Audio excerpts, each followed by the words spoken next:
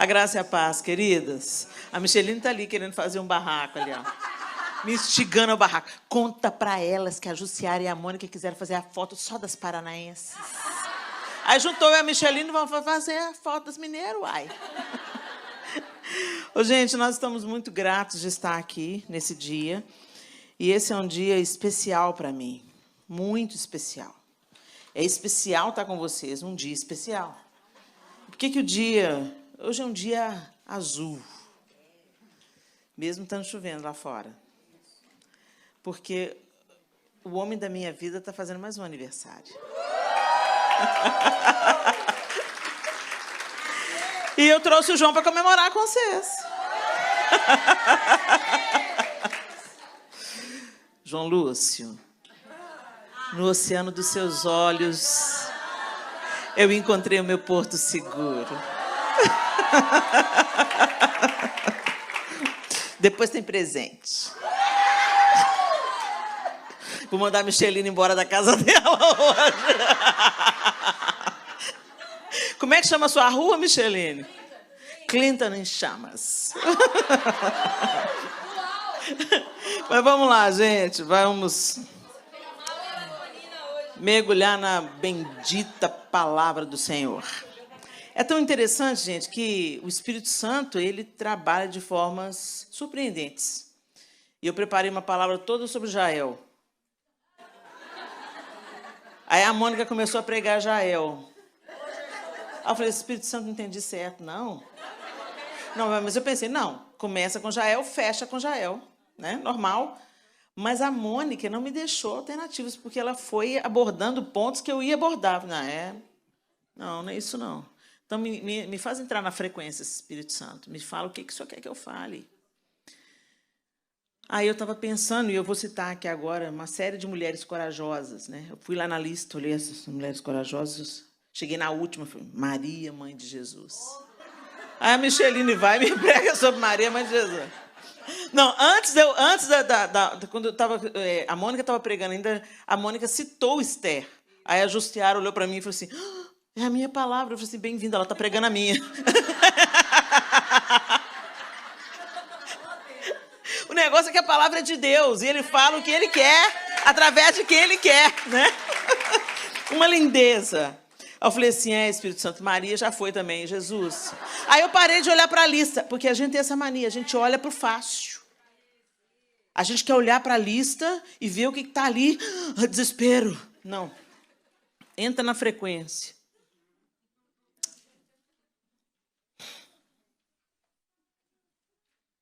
Aí eu entendi por quê. Melhor a gente fazer a vontade do Senhor, né? Antes de eu entrar na palavra, eu queria chamar à nossa memória essas mulheres espetaculares. A Bíblia é recheada de homens e mulheres que tiveram coragem e força. A gente pode lembrar da esposa de Noé. A Bíblia não fala nem o nome dela. Mas depois você dá uma leitura nos capítulos 6 e 7 de Gênesis. Gente, o projeto de Noé era um projeto absurdo. Absurdo diante dos olhos daquela sociedade. Então, imagina a zombaria, o descrédito. O que aquele homem ouviu. E eu posso dizer pela minha história própria, mexe comigo, não mexe com o João, não. Entendeu? Fala mal de mim, não fala mal do João, não. A gente se dói pela pessoa que a gente ama. Né? Então, eu fico imaginando o que aquela mulher escutou. O marido dela é louco, ela foi zombada, né? Mas ela teve coragem para confiar naquilo que Deus estava fazendo e para se submeter ao projeto de Deus na vida do marido dela. Muitas de nós não queremos viver isso, sem saber que, às vezes, se submetendo ao projeto de Deus na vida do seu marido, a sua vida vai ser salva e preservada. Ela foi salva e preservada por causa de Noé. A sua casa foi salva. Ela e seus filhos foram salvos por causa de Noé. Então, se submeta. Se Deus tiver um projeto na vida do seu marido, você vai ser abençoada. Agora, se ele não tiver, você já conhece a história de Abigail. Ele remove Nabal. Ok? Então, se submeta. A gente traz a mão de Deus para a nossa cabeça quando a gente obedece, a gente se submete, né? Essa palavra ela é rechaçada nos dias de hoje. Submissão, na nossa cultura contaminada pelos excessos e pelos abusos de autoridade, ela passou a ser sinônimo de subserviência. Ela passou a ser sinônimo de eu sou tapete, eu vou ser pisada, eu vou ser humilhada. Mas a submissão bíblica nada tem a ver com isso. A submissão bíblica tem tudo a ver com honra, com prestar atenção, com dar ouvidos à voz do outro. E o fato é que o Rei dos Reis se submeteu. Então, por que eu não me submeteria? Se Jesus se esvaziou e se submeteu, e foi por isso que Deus o exaltou soberanamente, por que nós temos dificuldade de nos submetermos? Porque a gente está contaminada pela mentalidade desse século. E aí a gente se lembra de Romanos, o apóstolo Paulo falando, não entra na forma desse século, se vocês querem experimentar a boa, a perfeita e a agradável vontade de Deus para vocês. Então, Deus sempre vai favorecer o submisso. Nem que ele tenha que remover o doido, como ele removeu Nabal. Né? Eu queria trazer à sua memória também as filhas de Zelofeade. As filhas de Zelofeade, vocês têm que ler a Bíblia se vocês não conhecem. Vai lá em Números 27. Elas são citadas em Números capítulo 27, em Números capítulo 36. Né? Naquele contexto cultural, a herança não era passada para as filhas, mas para os filhos. Né? E Zelofeade não teve filhos, só teve filhas. E é tão lindo o que Deus faz, porque elas foram reclamar, peraí, nós não temos herança? Como que nós não temos herança? Nosso pai não tem filhos homens. E Deus favoreceu as filhas de Zelofeade e mudou a lei por causa daquelas 4 mulheres. Então, essas mulheres elas tiveram a coragem de buscar a justiça, mas buscar a justiça do jeito certo. Elas não buscaram pela rebelião, elas não buscaram pelo autoritarismo, elas não buscaram peitando autoridade nenhuma, muito pelo contrário, elas foram diante de quem elas tinham que ir pleitear a causa e Deus falou, elas estão certas, vocês vão mudar a lei por causa dessas 4 mulheres. Eu encorajo vocês a se inspirarem nas filhas de Zelofeade, elas tiveram coragem de buscar a justiça. Jael, coragem para enfrentar o inimigo usando as armas que ela tinha. Esther, coragem para se posicionar. Ruth, coragem para enfrentar o desconhecido. Abigail, olha a mulher de Nabal aí, coragem de enfrentar uma crise, se humilhar e interceder. O poder de Abigail estava quando ela viu que Davi vinha sobre a casa dela para matar a família dela, por causa que o marido dela era doido. Ela não foi lá, ô doido, olha aí, agora Davi está vindo aí, vai tocar o terror, vai matar todo mundo, seu insensato, seu tosco, não. Ela saiu caladinha, foi a caminho de Davi, encheu o jumento de comida, porque se você quer acalmar o homem, dá comida para ele. E ela foi e ela se curva diante de Davi. E é tão lindo o que essa mulher faz. Gente, os teólogos sempre encontram, né, o apontamento de Cristo em outros homens do Antigo Testamento. Né? As figuras que prefiguram Cristo. José, Josué, o próprio Davi. Mas eu enxerguei isso em Abigail. Uma prefiguração de Cristo. Porque ela não fala nada. Ela vai até Davi, que tinha o poder de executar juízo sobre a casa dela. E ela se curva diante de Davi e ela fala, minha seja a culpa. Ela chama para ela a culpa pela insanidade do marido, exatamente como Cristo chama para ele a culpa da nossa insanidade. E ela faz intercessão entre Davi e Nabal. E ela não só livrou a sua casa toda, mas ela livrou Davi de cometer uma insanidade e de agir precipitadamente. Né? Então, ela teve coragem de enfrentar uma crise, se humilhar. Não tenha medo de se humilhar, não. A gente fala muito em coragem, é muito bom a gente bater no peito. Você tem coragem. Tenha coragem para se submeter. Tenha coragem para se humilhar. Jesus também teve coragem. Para subir aquela cruz, ele precisou se esvaziar e se humilhar. E também nós podemos lembrar de Jeoseba. Sabe quem é? Vamos ler a Bíblia, gente. Falar com voz de Gmail. Vamos ler a Bíblia, né, minhas irmãs? Jeoseba, coragem para proteger. Em 2 Reis 11, 1-3, Jeoseba, Acás tinha morrido, Acasias tinha morrido. Ih, gente, agora eu misturei os nomes todos. Vamos abrir lá, Acasias. 2 Reis 11, né? É mais fácil do que a gente cometer uma gafe, né? Vamos, tablet, me ajuda. 2 Reis 11. Atalia, mãe de Acasias, rei de Judá, soube que seu filho estava morto. Acasias morreu. E aí ele tinha filhos. E essa doida aqui, Atalia, mandou matar todos os netos. Todos os netos seriam mortos para quê? Para ela ser a rainha. Você já parou para pensar? A própria avó manda matar os filhos para ela ser rainha? Você pensa que Jezabel é pouca coisa? Não, tem outras por aqui na Bíblia, né?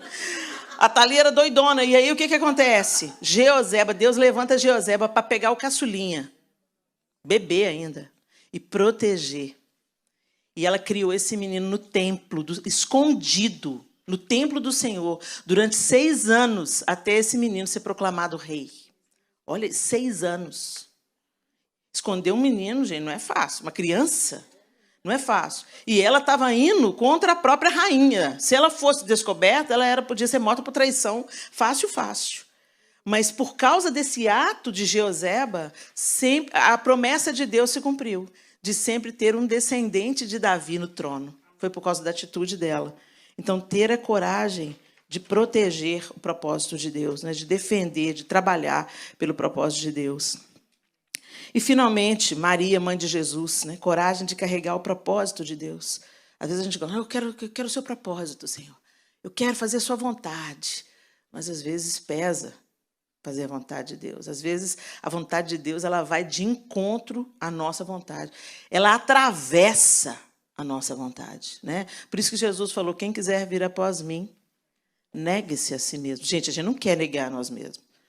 A gente vive com os punhos em riste, reivindicando os nossos direitos.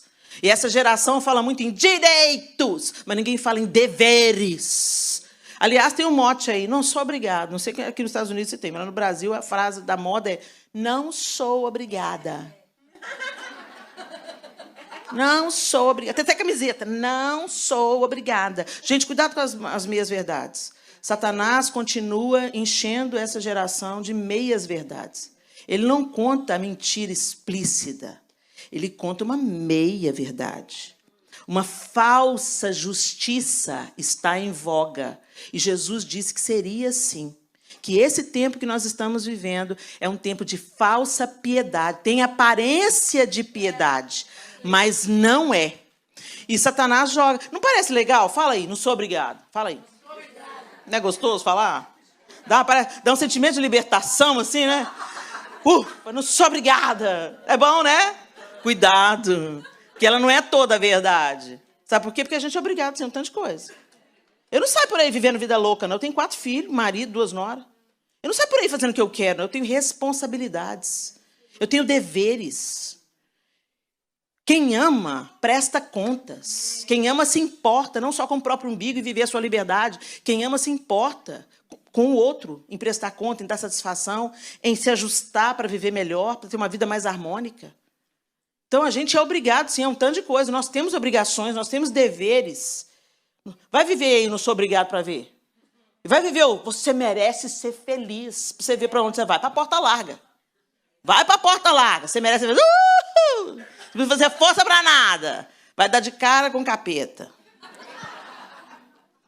Mas eu estava pensando nessas mulheres e me inspirando nelas. E eu falei, tá bom, Senhor, não é nenhuma delas que o Senhor quer que eu fale. O que o Senhor quer que eu fale? Fale de um homem. Abra sua Bíblia em Abacuque. Abacuque é um livro de 3 capítulos.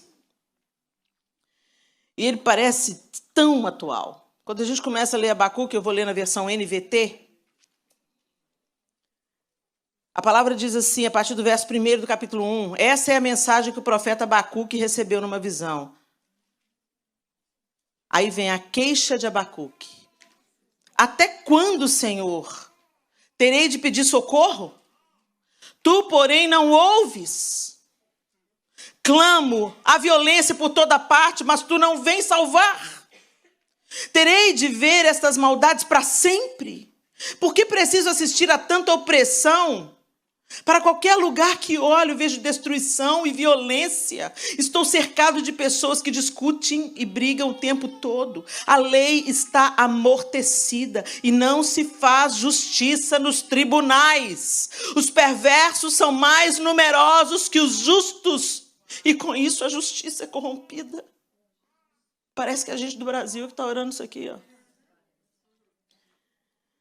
E o Senhor responde a Abacuque. Gente, há muita ousadia de Abacuque, né? Ele vem já brigando com Deus. Até quando, Senhor? Eu vou gritar e o Senhor não vai me socorrer? Até quando?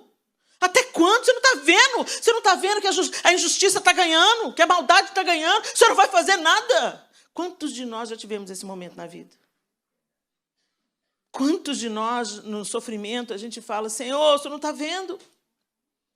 Ô, Senhor, inclina os seus ouvidos para a minha questão aqui, Senhor. Ô, Senhor, traz meu filho de volta para a sua presença, Senhor. Ô, Senhor, cura esse casamento, Senhor. Ó, Deus, afasta essa enfermidade da nossa casa, Senhor. O Senhor não está vendo, o Senhor não está ouvindo. Abacuque era esse profeta ousado que estava fazendo perguntas difíceis para Deus. E Deus, a primeira resposta do Senhor diz assim, observem as nações ao redor, olhem e admirem-se, pois faço algo em seus dias, algo em que vocês não acreditariam mesmo que alguém lhes contasse. Estou levantando os babilônios. Eu até estremeço com as eleições amanhã, gente. Estou levantando os babilônios, um povo cruel e violento. Eles marcharão por todo o mundo e conquistarão outras terras. São conhecidos por sua crueldade, decidem por si mesmos o que é certo. Seus cavalos são mais velozes que leopardos e mais ferozes que lobos ao anoitecer. Seus cavaleiros atacam vindos de longe, como águias, lançam-se sobre a presa para devorá-lo. Todos eles vêm prontos para agir com violência. Seus exércitos avançam como vento no deserto, juntando prisioneiros como se fossem areia. Zombam de reis e príncipes e desprezam todas as suas fortalezas. Constroem rampas de terra contra seus muros e as conquistam. Passam com rapidez como vento e desaparecem. Sua culpa, porém, é grande, pois tem como Deus sua própria força. Olha o que Deus está falando. Abacuque estava reclamando que o trem estava ruim. Aí Deus fala, vai piorar. Porque eu estou mandando os babilônios. E eles são cruéis. E eles são duros. E eles são implacáveis. E eles são bons no que eles fazem. Eles conquistam toda a terra. Eles zombam do que é bom. Sua culpa, porém, é grande. Pois tem como Deus sua própria força. Aí no capítulo 2, Abacuque, subirei até minha torre de vigia e ficarei de guarda. Ali esperarei para ver o que ele diz, que resposta dará a minha queixa. Abacuque continua argumentando com Deus. E aí vem no capítulo 2 a segunda resposta do Senhor. Então o Senhor me disse, escreva minha resposta em tábuas, para que se possa ler depressa e com clareza. Esta é uma visão do futuro. Descreve o fim e tudo se cumprirá. Se parecer que demora a vir, espere com paciência, pois certamente acontecerá, não se atrasará. No verso 4, olhe para os arrogantes, os perversos que em si mesmos confiam. Mais uma vez o Senhor abomina quem em si mesmo confia.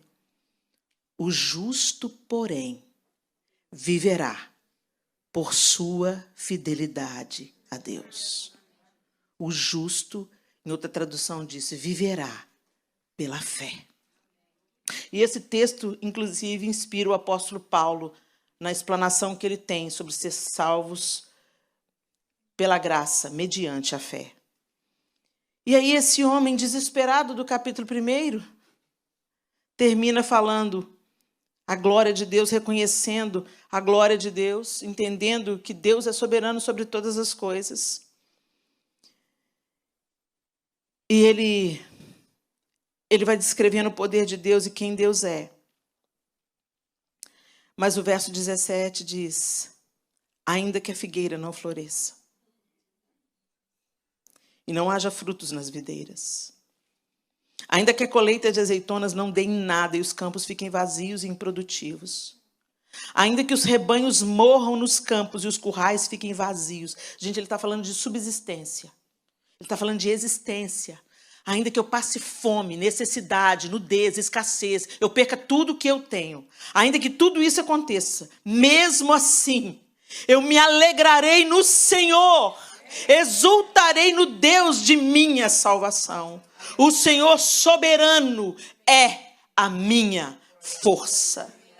Ele torna meus pés firmes como os da corça, para que eu possa andar em lugares altos. Em outras traduções diz, para que eu possa andar altaneiramente. A força do Senhor. A força é do Senhor. Mas quantas vezes esse congresso é forte, corajosa, e nós abordamos largamente aqui a coragem. A coragem. Mas o que é a força? Bom, vamos ver um pouco o que o dicionário diz sobre a força. Faculdade de operar, agir ou mover-se. Energia muscular, robustez. Energia espiritual, mental ou psicológica. Coragem. Olha que interessante. A força também é sinônimo de coragem. Conjunto de tropas, navios, aviões ou elementos de 2 ou mais destes meios de combate, destinado ao cumprimento de uma missão de policiamento ou de combate. Faculdade de exercer influência sobre outros, autoridade, poder. Série de meios utilizados para obrigar alguém a algo, violência. Por isso que a gente fala, nem por força, nem por violência, mas pelo Espírito do Senhor. Então depende aí da que força que está sendo, onde está sendo aplicada e como está sendo aplicada a força. Forte capacidade de ação de algo. Intensidade. Toda a causa física. Toda a causa capaz de produzir deformações ou modificar o estado de repouso ou de movimento de um corpo. Ou seja, a força quebra a inércia. Impulso. Incitamento. Causa. Motivo. O Senhor é minha causa. O Senhor é meu motivo. O Senhor é a minha faculdade de operar, de agir e de eu me mover-se. O Senhor é minha energia, o Senhor é minha robustez. O Senhor é minha energia espiritual, mental e psicológica. O Senhor é a minha força, como tropas, aviões, navios ou elementos de 2 ou mais desses meios de combate. O Senhor exerce influência sobre mim, é autoridade e poder sobre mim. Quando a gente começa a colocar o Senhor no lugar da palavra força, a gente descobre que Ele é tudo isso. Mas apesar do Senhor ser tudo isso, muitas vezes nós vivemos aqui como os babilônicos, confiando na força do nosso próprio braço. O Senhor falou assim, olha, grande a falta deles, porque eles pensam que toda essa força que eles têm vem deles mesmos. Respira fundo aí. Você só está viva porque o Senhor tem te dado vida. A sua força vital. Né? Quando a pessoa sofre um acidente, a primeira coisa que eles querem ver é os sinais vitais. Os sinais de vida. Está respirando? O coração está batendo pulso? Tem pulso? Como é que estão as pupilas? Né? E o Senhor quer fazer uma investigação na gente hoje à noite. Como é que estão os nossos sinais vitais? Como é que está a força do Senhor em nós? Será que nós temos confiado na nossa própria força, mulheres? No trabalho que a gente tem, na saúde que a gente tem, na juventude, na sabedoria da velhice? Será que a gente tem confiado no nosso intelecto, nas nossas conquistas intelectuais, na nossa formação, nos nossos diplomas, no nosso grau de influência? Na nossa beleza? Em que a gente está pondo a nossa esperança? Sendo que é o Senhor quem nos dá fôlego de vida todos os dias. A gente gosta de exibir poder e a gente gosta de usar frases de efeito e a gente gosta de falar, meu corpo, minhas regras. Seu corpo? Seu? Você consegue dar ordem ao seu cérebro para ele funcionar? Você respira por opção própria? O seu sangue está fluindo nas suas veias porque você decidiu que hoje ele vai fluir? Nós somos tão arrogantes, pretensiosos. E o Senhor deixou muito claro aqui que Ele se opõe àqueles que confiam na força do seu próprio braço. Mas aqueles que esperam no Senhor renovam as suas forças. Correm, não se cansam, caminham, não se fadigam. Gente, eu estou de olho na Edmeia. A gente viaja para Israel. A velhinha de 78, me deixa com a língua de fora. Ela vaza. Recentemente eu descobri que ela só tem um rim. Imagina se tem 2. Agora, essa força da Edmeia não é dela. E o dia que ela se envaidecer dessa força, ela perde. Mas porque ela espera no Senhor. Como é que você está dizendo isso, Helena? Uma vez a gente foi para Israel. Eu estava contando para a Micheline. A gente foi para Israel e a gente foi nadar no Mar Morto. Aí eu olhei para ela estava com o uniforme, a indumentária de sempre, a calça preta e a blusa florida. Aí eu virei para ela e falei assim, Edmeia, você vai assim para o Mar Morto, Edmeia? Você não vai entrar na água? Não. Por que não vai entrar? Helena, de madrugada eu acordei. E eu comecei a ler o livro de Oséias. E até agora eu já li 14 vezes. Eu fiquei olhando para ela. Da madrugada até agora você leu 14 vezes? É. E Deus começou a me falar umas coisas, Helena, que Ele nunca tinha dito. E eu estou querendo ouvir mais. Então, o tempo que vocês vão ficar lá na água, boiando, eu vou ficar na palavra. Eu vou ficar na palavra. Eu vou com vocês. E ela sentou lá na beira, debaixo de um ombrelone, pôs as perninhas para cima. E o tempo que a gente ficou boiando, ela ficou mergulhando. E aí eu entendo de onde que ela tira o vigor dela, de onde vem a força da Edmeia. Minha força vem de um Deus que faz milagres. Minha fé está além do impossível. Minha esperança viva está. Meu coração não quer parar, pois não é tarde, nunca é tarde para se sonhar. A esperança vem de Deus, a força vem de Deus, Ele é a fonte. Ele é a fonte. Mas a gente insiste, gente, em não buscar o Senhor. A gente insiste. Se eu fazer uma pesquisa aqui, eu vou ficar perplexa, porque, mais uma vez, gente, por onde eu tenho ido, eu tenho perguntado para as mulheres, quantas aqui já leram a Bíblia toda? Nunca deu mais do que 10% do auditório.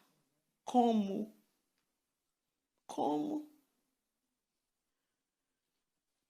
Se a gente não para contemplar Deus, gente, o mundo passa em cima da gente como um rolo compressor.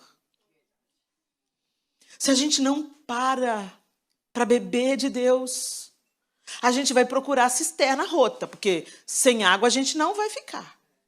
Então a gente busca o entretenimento, a gente busca ideologias desse século, bandeiras para levantar, a gente busca relacionamentos, amigos, até coisas legítimas, gente, coisas boas. Não é só coisa ruim que a gente... Mas se não é o Senhor, é tudo cisterna rota. Porque a nossa felicidade, ela vem como consequência de uma vida de obediência ao Senhor. O resto é paliativo, é ilusão. Sabe quando o sabor que você sente quando você come uma coisa gostosa, mas nociva para a saúde? Você come aquele pudim maravilhoso, está lá na sala VIP. Se você viver de pudim, você vai morrer. Eu nessa de sala para pastor, de sala para pastor, de sala para pastor, estou pré-diabética com gordura no fígado, gordura na horta. Ou seja, se eu não mudar o meu hábito, eu vou morrer antes do que eu poderia. Ah, mas Deus tem todos os dias nas suas mãos. Sim, mas você também já sabe da outra parte da Bíblia que fala que você vai colher da sua semente. Você acha que a lei de semeadura vale só na hora do dízimo, irmã? Vale na hora que você abre a boca para falar e vale na hora que você abre a boca para comer. A conta chega. Se a gente vive responsavelmente, não como exercendo mordomia sobre o nosso corpo, a conta chega. E aí não adianta você brigar com Deus. Por que eu estou com esse câncer? Por que eu estou com essa doença? Por que eu estou com esse fígado desse jeito? Não tem nem argumento. Por quê, Helena? Porque o seu Deus é o ventre. Você está vivendo para só ter prazer. Não é assim, não. E, gente, na vida espiritual não é diferente. Se a gente quer ficar robusto espiritualmente, forte no dia da luta, forte no dia da adversidade, eu estou falando isso, gente, porque a gente não sabe o que vem por aí. Se você não contemplar Deus, não parar diante dele, não se alimentar dele, você vai sucumbir. Porque a sua força, se ela não é tirada de Deus, ela é só aparência. Você pode, se eu não te falasse como é que está o meu real estado de valor, de saúde, você não ia ter ideia que eu estou com esse diagnóstico. Se você olhar, só para você olhar para mim, Dona Regina hoje me elogiou e tudo. Você está bem, menina. Você, mais ou menos, Dona Regina, estou melhorando. Porque quem vê por fora, né, não vê a gordura no fígado, não vê a gordura na aorta, não vê a pré-diabetes. Não vê o colesterol quase 400. Não vê. Helena? Que isso? Helena está andando, Helena está pregando, Helena está jóia. Assim tem sido a nossa vida espiritual.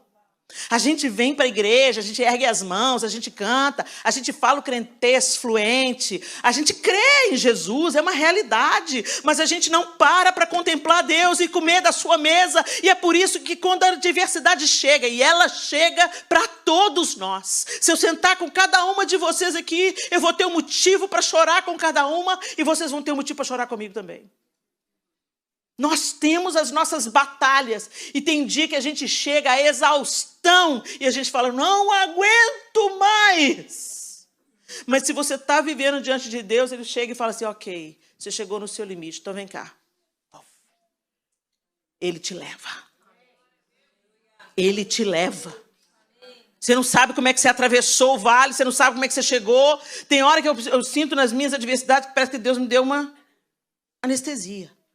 Eu estou vivendo do mesmo jeito, eu estou passando pelas mesmas adversidades, mas Deus me anestesiou. Então, aquilo não me aflige. Você acha que essa força é minha? Não. Essa força não é minha. E eu comecei a discernir claramente, quando eu estou em jejum, como eu fico forte. Como o meu espírito fica forte.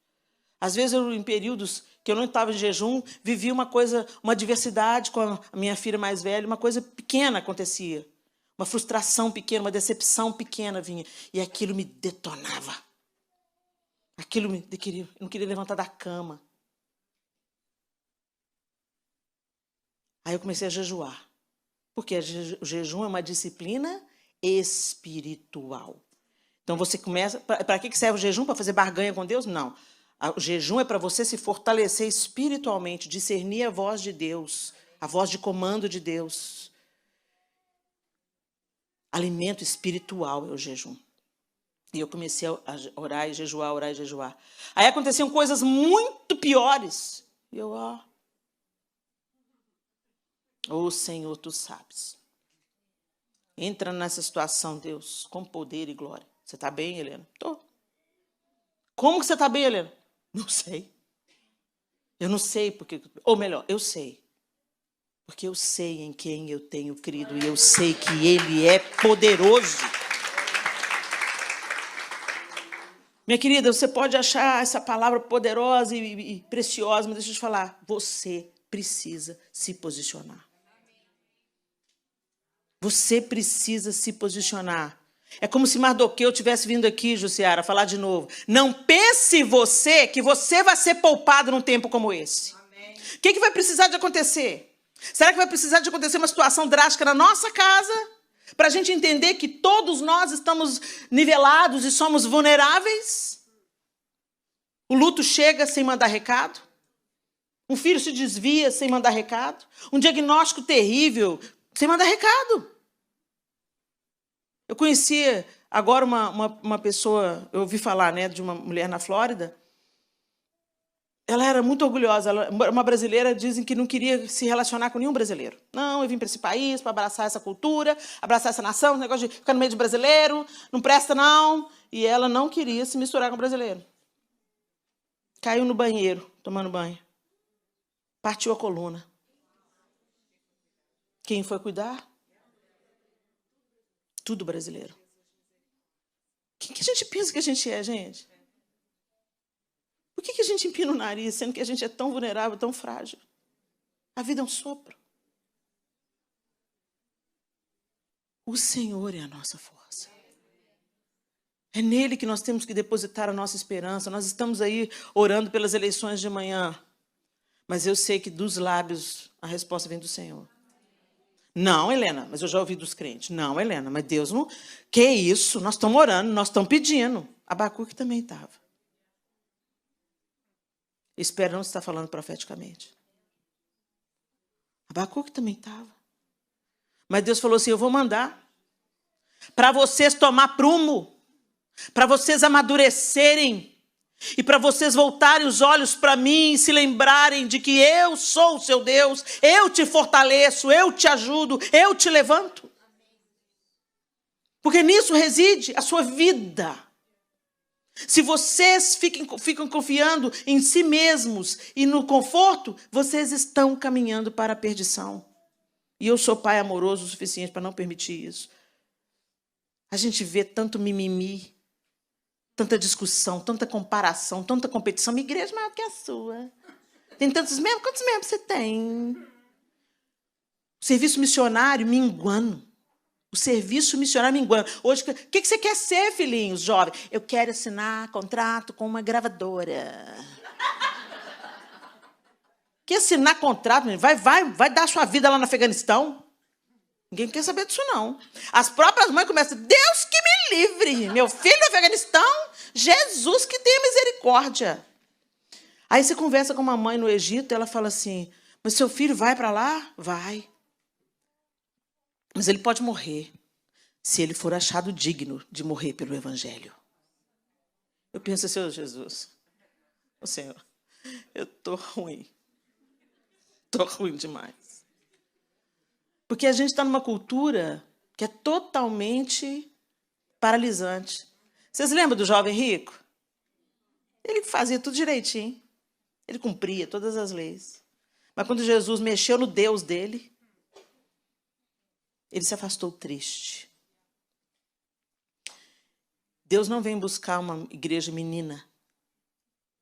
Ele vem buscar uma noiva pronta para as bodas. E se tem uma coisa que prepara a gente para a guerra, é treino.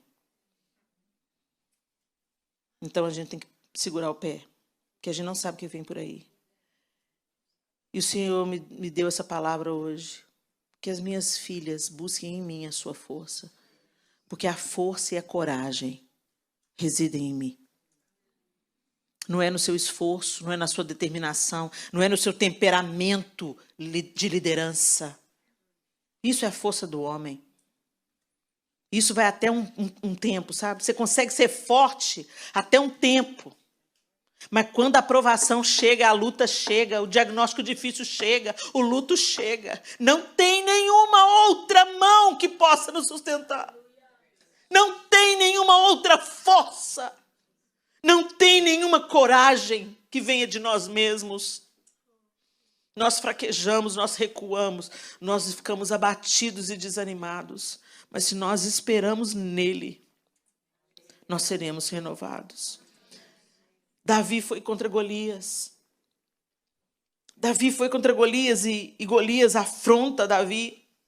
Você vem a mim com uma espada, uma lança e um dardo, disse Davi para ele. Mas eu vou enfrentá-lo em nome do Senhor dos Exércitos. Primeiro, Golias zomba de Davi. Vem cá, menino, eu vou te pegar. Você está vindo contra mim contra pau, com pau e pedra? Vem cá, que eu vou dar a sua carne para os cães. E Davi, gente, em desvantagem de força evidente. Não estava só Golias, não, gente. Quando você lê o texto que está lá em 1 Samuel 17, você vê que tinha um escudeiro diante dele. Mas Davi fala, você vem a mim com uma espada, uma lança, um dardo. Ele nem mencionou o escudeiro, que ele teria que enfrentar primeiro.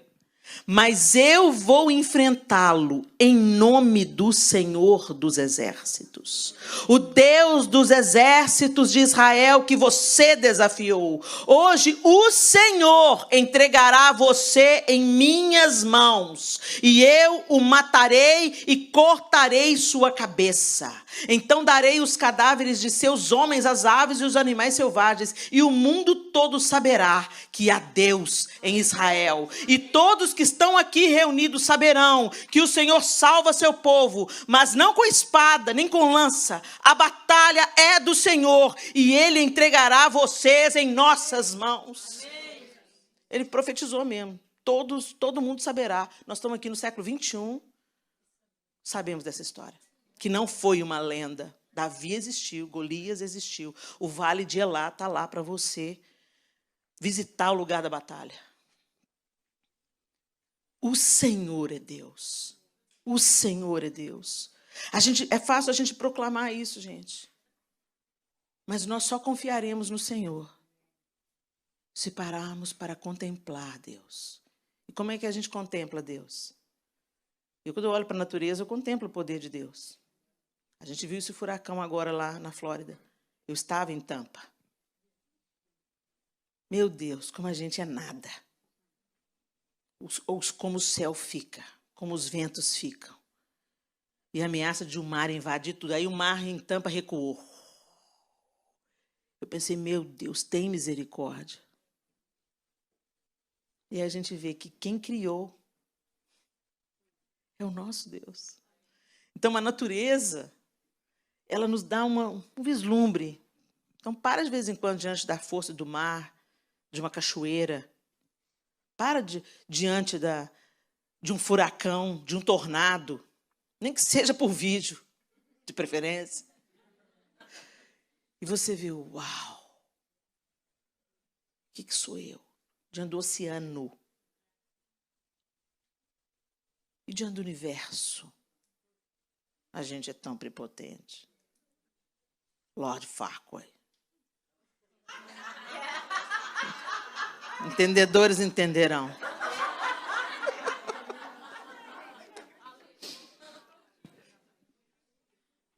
Mas a maneira de a gente contemplar Deus é através da sua palavra. Por isso que você não consegue ler a Bíblia, porque não interessa ao seu inimigo que você conheça o seu Deus. Sua força, seu poder, seu caráter, sua justiça, sua bondade, seu amor, sua correção, sua dureza. Gente, porque às vezes a gente quer a mão amorosa de Deus. Mas Deus é Pai. E Pai não é só bonzinho. Pai dá limite. Pai fala não. Pai fala, você vai ter que esperar, filha. Pai vai falar, você ainda não está pronta para isso. Ele não prometeu que a gente não ia ter tribulação. Mas Ele prometeu que estaria conosco. Ele é um Pai que não abandona. Meio no mesmo da tribulação. E Ele vai fazer com que todas as coisas contribuam conjuntamente para o bem daqueles que amam a Deus. E o que é amar a Deus? Obedecê-lo. Amar a Deus não é cantar canções de amor. Amar a Deus não é estampar camisetas. Amar a Deus é obedecê-lo no dia a dia, 7 dias por semana. E contemplá-lo através da sua palavra. Quando você ora, você fala com Deus. Quando você lê a Bíblia, Ele fala com você. Mas a gente não lê. Jesus reconstruiu o caminho, mas a gente não passa por ele. A gente continua customizando Deus, querendo que Deus seja do nosso jeito. Não, mas Deus quer que... Agora a frase mas Deus quer me ver feliz. Ele quer te ver santo. A felicidade bíblica não é uma causa, é uma consequência. Feliz quem teme o Senhor e anda nos seus caminhos. A felicidade bíblica vem como uma consequência da obediência. É essa felicidade que Deus quer te dar, como consequência, como fruto da sua obediência. E não ver, alisar os seus pecados. Isso, filhinho. Vai, filhinho. Eu quero ver você feliz. Eu sou mãe, uma mãe imperfeita, incompleta. Mas eu sei quando meus filhos entram num caminho de morte. E eu não vou ficar lá falando assim, vai, meu filho, vai fumar um baseado, eu quero só te ver feliz. Vai, você quer uma overdose? Vai ficar feliz? Vai. Ah, você quer prostituir? Pode prostituir, filha, desde que você esteja feliz. Eu que sou má, sei discernir o que não é bom para os meus filhos, você acha que Deus não sabe? Então Deus vai dizer não, sim. Deus vai dizer espera, sim. Mas o nosso alívio é que nada disso será desperdiçado. Nada que a gente passa nessa vida é vão. Nada, nenhuma luta, nenhuma tribulação. E mais do que isso, não é só sobre nós. Nossa dor não é só sobre nós. Assim como nossas vitórias também não são só para nós. Com a mesma consolação que somos consolados, podemos consolar outros. E a força que nos abastece, o pão que nos abastece. Você se lembra de Elias?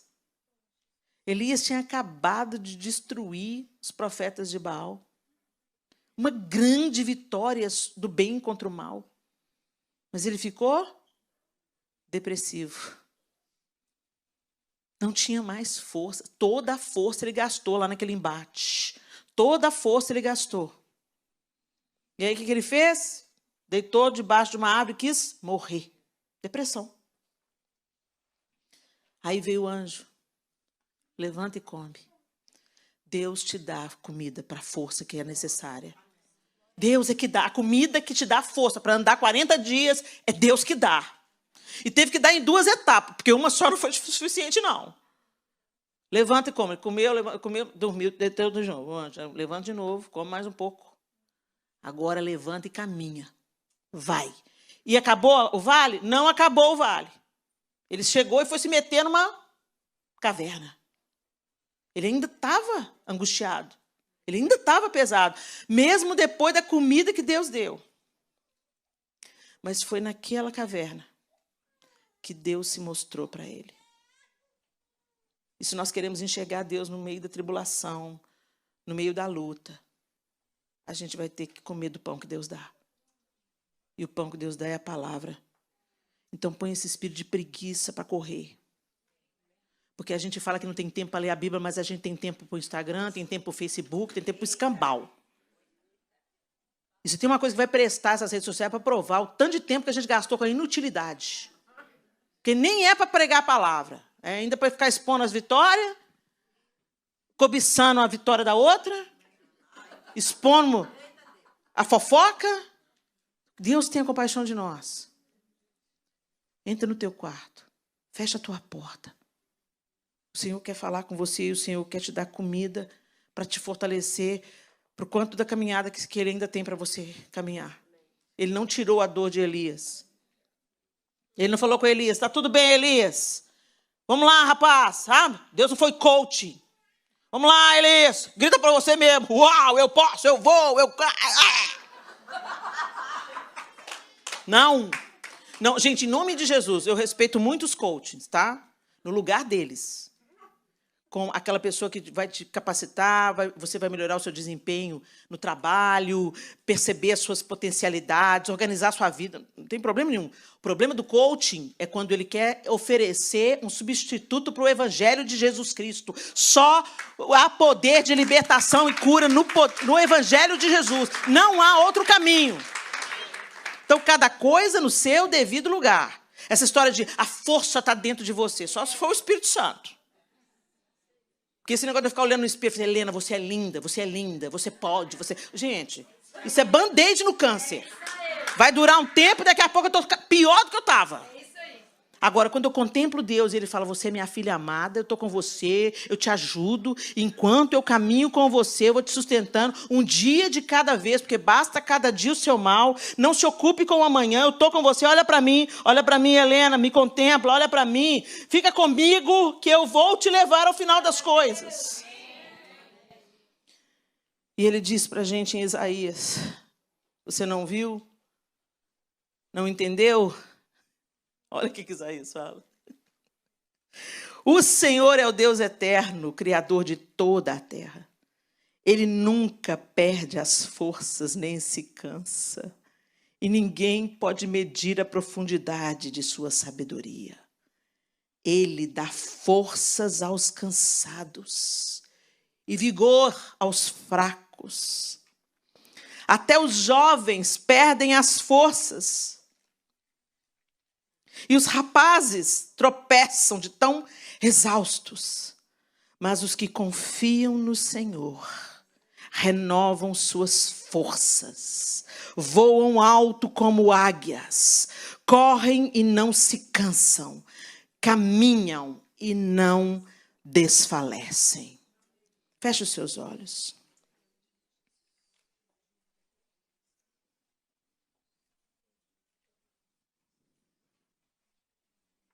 Você está tentando caminhar na sua força, minha linda.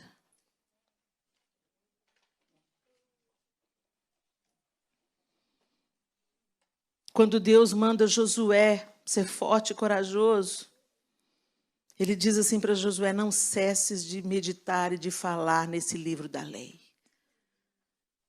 Ele deu a receita. Seja forte e ser corajoso, não deixe de meditar.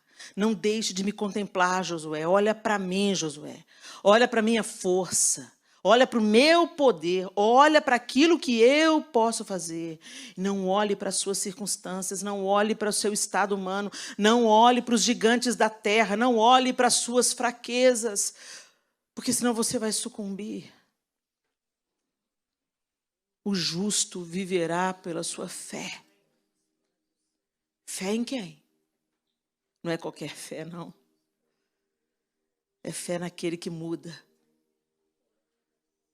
Fé naquele que te dá forças quando você não aguenta mais andar. Fé naquele que te dá estratégias. Fé naquele que provê o alívio quando você não está aguentando mais. Fé naquele que manda reforços, amigos de oração. Nos dias difíceis, amigos se tornam irmãos. Nos dias difíceis, a gente conhece o colo de Deus, mas você precisa se voltar para Ele. Muita gente, no dia da adversidade, foge. Foge de Deus.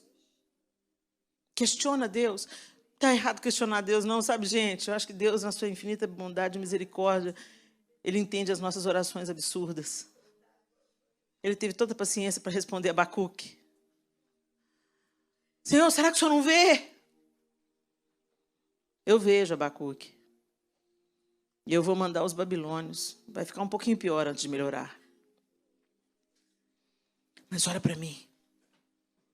Porque você vai viver por aquilo que você acredita. Então acredite em mim. Põe os seus olhos em mim. Ele vem para te salvar. Tu és Jesus. Tu és o nosso escudo.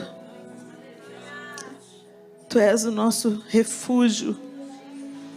Tu és a nossa fortaleza. Nós compreendemos isso com o nosso intelecto, mas nós precisamos de colocar isso em prática, Senhor. Nós queremos entrar em ação. Nos ajuda, Deus, a contemplarmos ao Senhor, para que o Senhor possa nos levantar. Nos ajuda a contemplar através da sua palavra. Nos ajuda, Senhor. Nem que o Senhor nos desperte pela madrugada. Atrai-nos a Ti, Jesus. Porque sabemos que à medida que contemplarmos ao Senhor, seremos fortalecidas.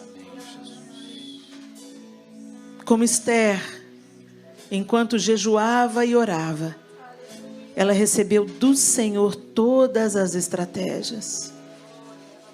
Que a gente contemple o Senhor, Deus, através das disciplinas espirituais, mas sobretudo através da leitura da Tua palavra. Ajuda-nos, Espírito Santo, a discernir a voz do nosso inimigo.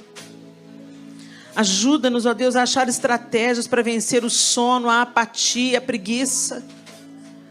Porque nós queremos recarregar em Ti as nossas baterias. Queremos buscar do Senhor a nossa força e ver o cumprimento da Tua palavra. Os que esperam no Senhor renovam as suas forças. Correm, não se cansam. Caminham e não se fatigam. Em nome de Jesus nós oramos. Amém e amém. Forte e corajosa. Não em vocês mesmos, mas no Senhor. Deus abençoe.